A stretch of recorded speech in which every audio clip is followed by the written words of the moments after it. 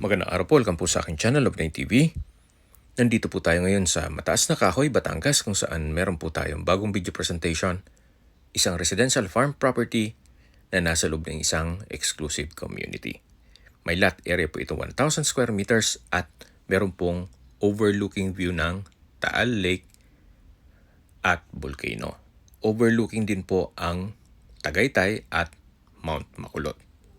Develop na po ang area. May access na po ng tubig, kuryente, at internet provider. Hindi lang po tanaw itong Taal Lake, kundi accessible din po ito. Sa dulong parte po nito ay gagawan po ng walkway papunta sa mismong lake. Napakatahimik po ng lugar, sariwang hangin, at malamig po ang klima. Kaya maganda po ito para sa inyong retirement o bahay bakasyunan. Binibenta po ito ni owner sa halagang 12,000 pesos per square meter.